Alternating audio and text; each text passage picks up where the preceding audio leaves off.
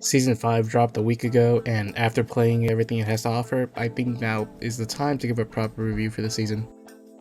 First, to get this stuff out the way, the new weapons and gadgets feel great. Yeah, it's a bummer that this season won't have any new vault weapons. BF3 AUG, I'm fucking looking at you.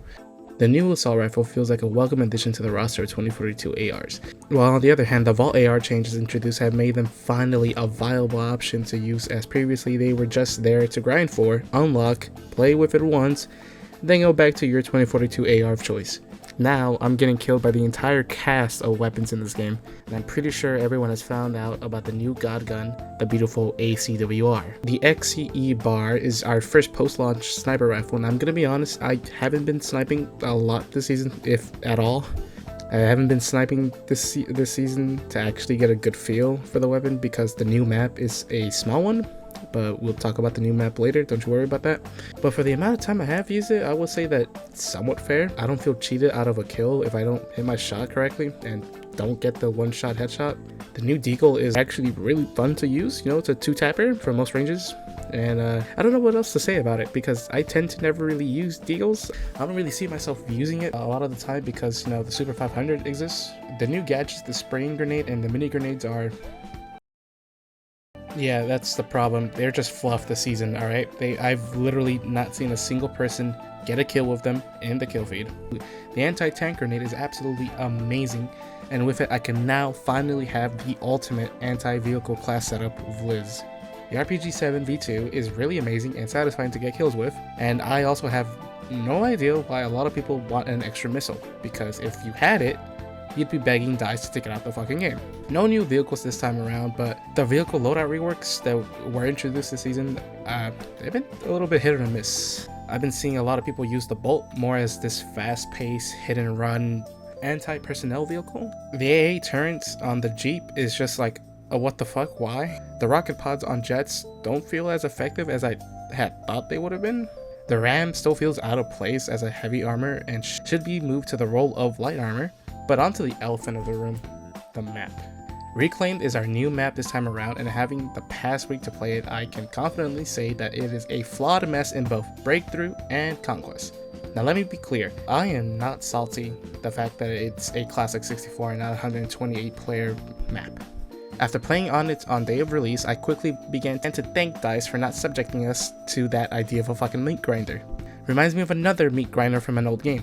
The development towards Reclaim seemingly leaned a little more on the nostalgic moments more than actual, good balanced map flow. The reason why I thought the idea of reimagined Zavod 311 would be so cool in 2042 was that it'll finally give us a new environment into the game. Zavod is surrounded by a forest, allowing us to move from one point to another while still in cover using the trees. But when we see it here in 2042, they said fuck it, deforestation. Zavod 311 is among the smallest maps in Battlefield 4. How the fuck did they manage to make it smaller here? It's moments like this I wouldn't have mind a fucking exact 1-to-1 to the original. Moving from objective to objective is absolutely fucking horrible unless you're moving through here. This tunnel right here. This shit. Yeah, why isn't there more of this throughout the fucking map? Maybe, I don't know, connecting C1 and C2? More times than not, you'd find yourself moving through flat fucking lands with the next bit of cover already in the crosshairs of 3 snipers who are chilling at fucking A2's AA turret. And those same motherfuckers haven't even captured A2 yet. Also, why the fuck is it so easy to overlook both A and B from C sector, but a fucking boulder is blocking all of E, and D is inside of a fucking boulder? It's a rare sight to ever have an actual fun fucking match on this map. You are usually steamrolling, or if you're on the Americans on this map, you have a higher likelihood of getting steamrolled. Seriously, why the fuck do the Russians win 7 times out of 10 on this map? Oh, but don't worry, DICE heard our fucking feedback, and they did us the great honor of upping the ticket count from 750 to 1,000. Now, I can wait longer to fucking lose. Now, despite all of what I've just said, there's some fun to have on this map. Let me remind you, I said this map's a flawed map, not a horrible map. Alright, I just want to make that a little bit clear. I like the introduction of AA turns in the game. I like playing on the map when it's not a one-sided fucking mess. I like that DICE is not finally going back to designing maps with specific vehicles in mind instead of a one-size-fits-all mentality they've been doing with every single map. I know that content creators who were able to play it early all said that this map is the best map to date because it gives them the Battlefield 4 vibes that they wanted to feel since the game's launch. But that's the problem with this map. That's all it fucking does. All it's doing for people is giving them a quick little dopamine shot of nostalgia to their brains that can excuse the unbalanced and one-sided experience. I know we're getting Hourglass 2.0 later in the season, but it should have been bumped up to the start of the season to help along this map. And with Hourglass 2.0 being the final reworked map, what does that mean for the future of the game? This presents a big problem to DICE. That is the content they're pushing even enough to last 3 months? Is 3 new weapons, 4 gadgets, and a map enough content to last the community 2 to 3 months before interest dwindles?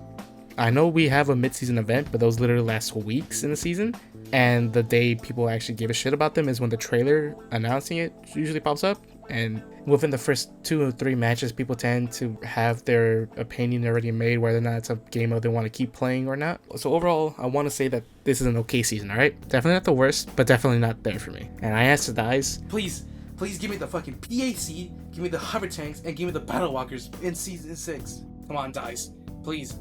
I'm fucking begging here. You're already calling these motherfuckers the Eastern Forces. Just say the PAC already.